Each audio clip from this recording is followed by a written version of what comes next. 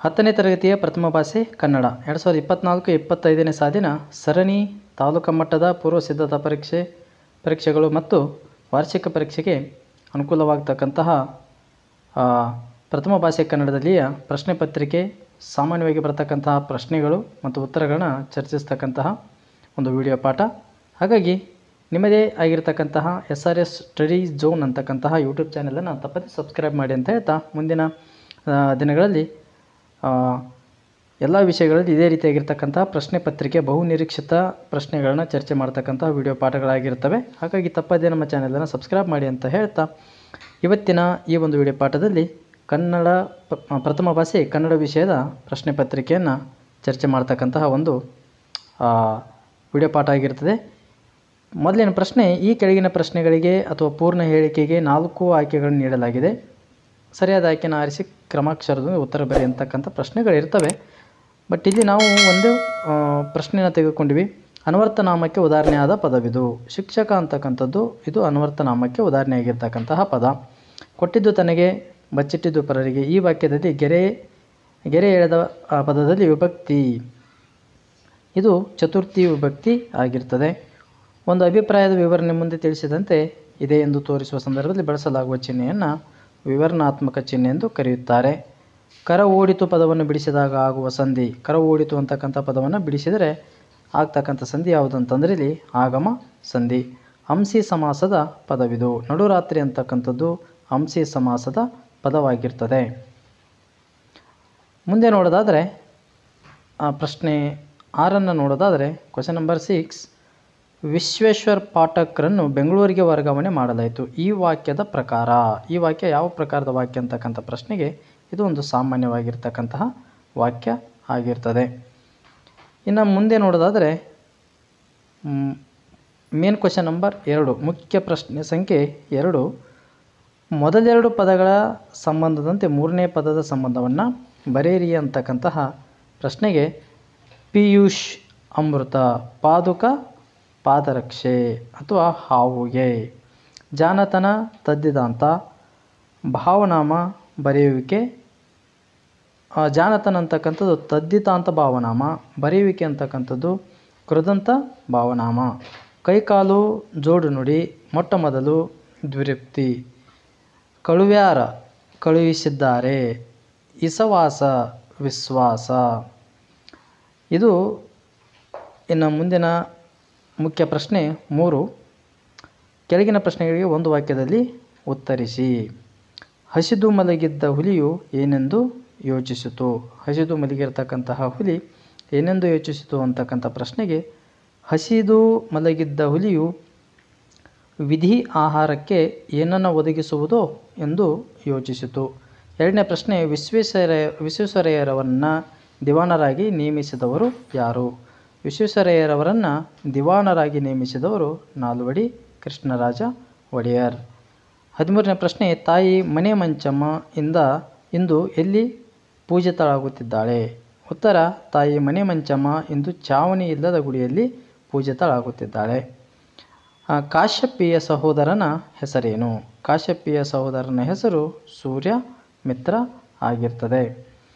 ಮುಂದಿನ ಪ್ರಶ್ನೆ ಸಂಖ್ಯೆ 15 ನೋಡೋದಾದರೆ ಅಶ್ವಯುಜದ ಭತ್ತದ ಗದ್ದೆಯ ಬಣ್ಣ ಯಾವ ಹಸುರಿನಂತಿದೆ ಅಂತಕ್ಕಂಥ ಪ್ರಶ್ನೆಗೆ ಉತ್ತರ: ಅಶ್ವಯುಜದ ಭತ್ತದ ಗದ್ದೆಯ ಬಣ್ಣ ಗಿಳಿಯ ಎದೆಯ ಬಣ್ಣದ ಹಸುರಿನಂತಿದೆ. ಯಾವ ಥರ ಇದೆ ಅಂತಂದರೆ ಇಲ್ಲಿ ಗಿಳಿಯ ಎದೆಯ ಬಣ್ಣದ ಹಸುರಿನಂತಿದೆ. ನೆಕ್ಸ್ಟ್ ಮುಂದಿನ ಪ್ರಶ್ನೆ: ಕುದುರೆಯನ್ನು ಲವನು ಯಾವುದರಿಂದ ಕಟ್ಟಿದನು. ಕುದುರೆಯನ್ನು ಲವನು ಉತ್ತರಿಯಿಂದ ಕಟ್ಟಿದನು. ಲವನು ಕುದುರೆಯನ್ನು ಉತ್ತರಿಯಿಂದ ಕಟ್ಟಿದನು. ಯಾರಿಗೆ ಜಗತ್ತು ಕ್ಷುದ್ರವಾಗಿ ಕಾಣುತ್ತದೆ. ಪ್ರಶ್ನೆ 17: ಯಾರಿಗೆ ಜಗತ್ತು ಕ್ಷುದ್ರವಾಗಿ ಕಾಣುತ್ತದೆ ಅಂತಂದಾಗ ದುಡ್ಡಿನ ಪೈತ್ಯ ಅಡರಿದವರಿಗೆ ಜಗತ್ತು ಕ್ಷುದ್ರವಾಗಿ ಕಾಣಿಸುತ್ತದೆ. ಇನ್ನು ಮುಖ್ಯ ಪ್ರಶ್ನೆ ಸಂಖ್ಯೆ 4: ಈ ಕೆಳಗಿನ ಪ್ರಶ್ನೆಗಳಿಗೆ 3-4 ವಾಕ್ಯದಲ್ಲಿ ಉತ್ತರಿಸಿ ಅಂತಕ್ಕಂಥ ಪ್ರಶ್ನೆಗೆ ಉತ್ತರ.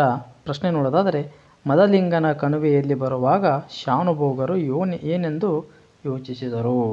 ಉತ್ತರ: ಶಾನುಭೋಗರು ಎರಸಾಲಿಗಾಗಿ ಚಿಕ್ಕನಾಯಕನಹಳ್ಳಿಗೆ ಹೋಗಿ ಖಜಾನೆಗೆ ಹಣವನ್ನು ಕಟ್ಟಿ ವಾಪಸ್ಸು ಹಳ್ಳಿಗೆ ಹೊರಡುವ ವೇಳೆಗೆ ಸಂಜೆ 6 ಗಂಟೆಯಾಗಿತ್ತು. ಅವರು ತಮ್ಮ ಹಳ್ಳಿಯನ್ನು ತಲುಪಬೇಕಾದರೆ ಮದಲಿಂಗನ ಕಣಿವೆಯನ್ನು ದಾಟಿ ಹೋಗಬೇಕಾಗಿತ್ತು. ಮದಲಿಂಗನ ಕಣಿವೆ ಕಾಡುದಾರಿ ಆದುದರಿಂದ ದೊಡ್ಡ ದೊಡ್ಡ ಹೆಜ್ಜೆ ಹಾಕಿದರೆ ಊಟದ ಹೊತ್ತಿಗೆ ಊರು ಸೇರಿಕೊಳ್ಳಬಹುದು ಎಂದು ಯೋಚಿಸಿದರು. 19ನೇ ಪ್ರಶ್ನೆ, ಪ್ರಜಾಪ್ರತಿನಿಧಿ ಸಭೆಯ ಕುರಿತು ಬರೆಯಿರಿ.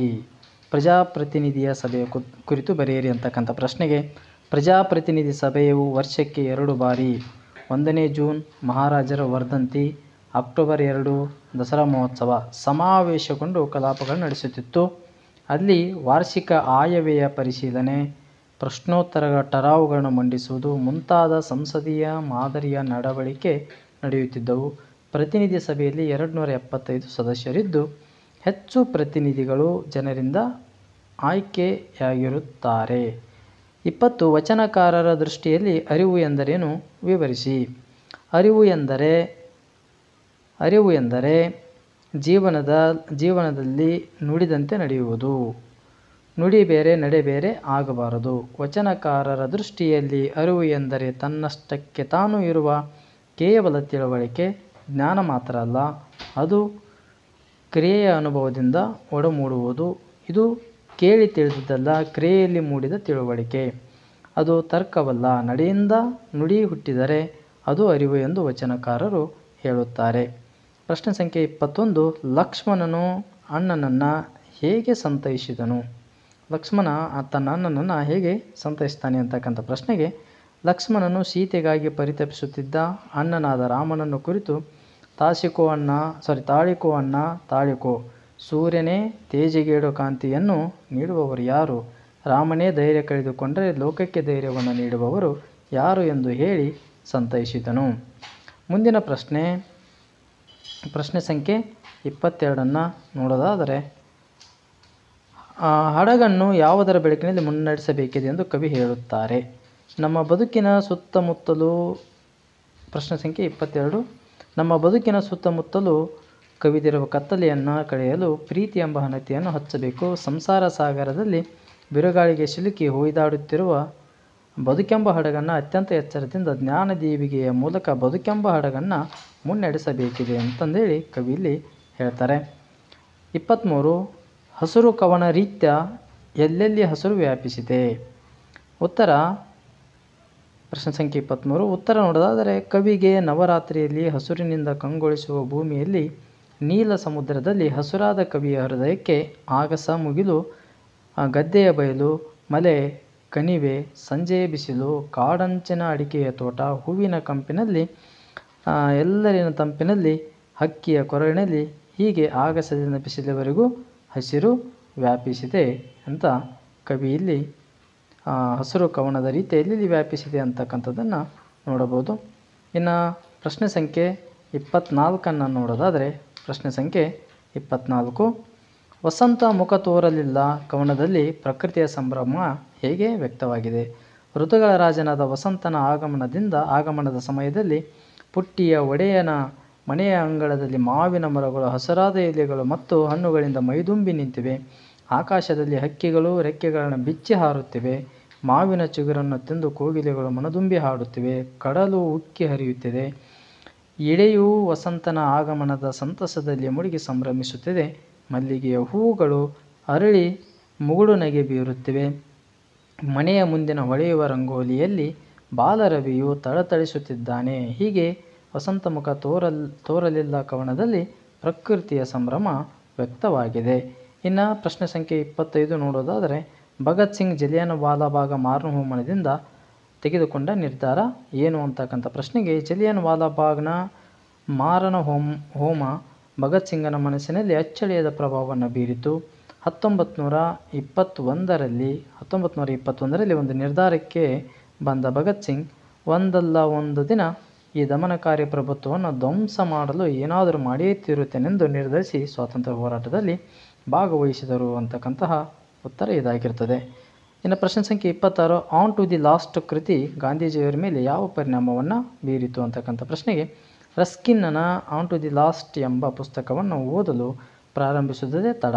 ಅದನ್ನು ಕೆಳಗಿಳಿಸಲು ಗಾಂಧೀಜಿಯವರಿಗೆ ಸಾಧ್ಯವಾಗಲಿಲ್ಲ. ಅದು ಅವರ ಮನಸ್ಸನ್ನು ಸೆರೆ ಹಿಡಿಯಿತು. ಆ ಪುಸ್ತಕದಲ್ಲಿ ಹೇಳಿದ್ದ ಧ್ಯೇಯಗಳಿಗನುಸಾರವಾಗಿ ಜೀವನವನ್ನು ಬದಲಾಯಿಸಿಕೊಳ್ಳಬೇಕೆಂಬ ನಿರ್ಣಯಿಸಿದರು. ಅವರ ಬಾಳಲ್ಲಿ ತಕ್ಷಣ ಪರಿಣಾಮಕಾರಿಯಾದ ಬದಲಾವಣೆಯನ್ನು ಉಂಟು ಮಾಡಿತು. ಪ್ರಶ್ನೆ ಸಂಖ್ಯೆ 27. ಪ್ರಾಸ ಬಿಡಬೇಕೆಂದು ನಿರ್ಧರಿಸಿದ ಬಳಿಕ ಪೈಗಳು ಯಾವ ಯಾವ ಕೃತಿಗಳನ್ನು ಬರೆದರು? ಈ ಒಂದು ಪ್ರಶ್ನೆಗೆ ಉತ್ತರ ಆಯಿನ ಭುವನ ಮನೋಮೋಹಿನಿ ಎಂದು ಮೊದಲಾಗುವ ಭಾರತ ಲಕ್ಷ್ಮಿ ಎಂಬ ಬಂಗಾಳಿ ಗೀತವನ್ನು ಕನ್ನಡದಲ್ಲಿ ಬರೆದರು. ಆಮೇಲೆ ಅವರದೇ ಶಿಶು ಎಂಬ ಗ್ರಂಥದಲ್ಲಿಯ ವಿದಾಯ ಎಂಬ ಕವಿತೆಯನ್ನು ಅನಂತರ ಶೇಖ್ ಮೊಹಮ್ಮದ್ ಇಕ್ಬಾಲರ ಹಿಂದೂಸ್ತಾನ್ ಹಮಾರ ಎಂಬ ಉರ್ದು ಗೀತವನ್ನು ಕನ್ನಡದಲ್ಲಿ ರಚಿಸಿದರು. ಮುಂದಿನ ಮುಖ್ಯ ಪ್ರಶ್ನೆ ಸಂಖ್ಯೆ 5. ಕೆಳಗಿನ ಕವಿ ಅಥವಾ ಸಾಹಿತಿಗಳ ಸ್ಥಳ, ಕಾಲ, ಕೃತಿ ಮತ್ತು ಪ್ರಶಸ್ತಿಗಳನ್ನು ಕುರಿತು ವಾಕ್ಯ ರೂಪದಲ್ಲಿ ಬರೆಯಿರಿ ಅಂತಕ್ಕಂಥ ಪ್ರಶ್ನೆಗೆ 28ನೇ ಪ್ರಶ್ನೆಗೆ ಇಲ್ಲಿ ಕೊಟ್ಟಿರ್ತಕ್ಕಂಥದ್ದು ಯಾರ್ದಪ್ಪ ಅಂತಂದರೆ ಪೂತಿ ನರಸಿಂಹಾಚಾರ್ಯ ಅವರ ಒಂದು ಕಾಲ ಮತ್ತು ಕೃತಿ ಪ್ರಶಸ್ತಿಗಳನ್ನು ಕುರಿತು ಬರೀತಕ್ಕಂಥದ್ದು. ಇಲ್ಲಿ ನೋಡೋದಾದರೆ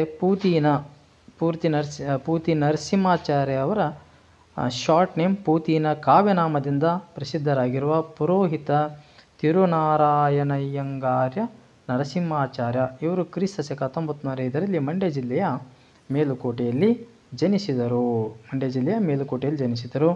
ನವೋದಯದ ಪ್ರಮುಖ ಕವಿಗಳಲ್ಲಿ ಒಬ್ಬರಾದ ಪೂತಿನವರು ಅಹಲ್ಯೆ, ಗೋಕುಲ, ನಿರ್ಗಮನ, ಶಬರಿ, ವಿಕಟಕವಿ, ವಿಜಯ ಮತ್ತು ಹಂಸ ದಮಯಂತಿ ಮತ್ತು ಇತರ ರೂಪಕಗಳಾಗಿರ್ತಕ್ಕಂಥ ಹನತೆ, ರಸ ಸರಸ್ವತಿ, ಗಣೇಶನ ದರ್ಶನ, ಶಾರದಾ ಯಾಮಿನಿ, ಶ್ರೀಹರಿಚರಿತೆ, ರಥಸಪ್ತಮಿ ಇವು ಇವರ ಪ್ರಮುಖ ಕೃತಿಗಳಾಗಿವೆ.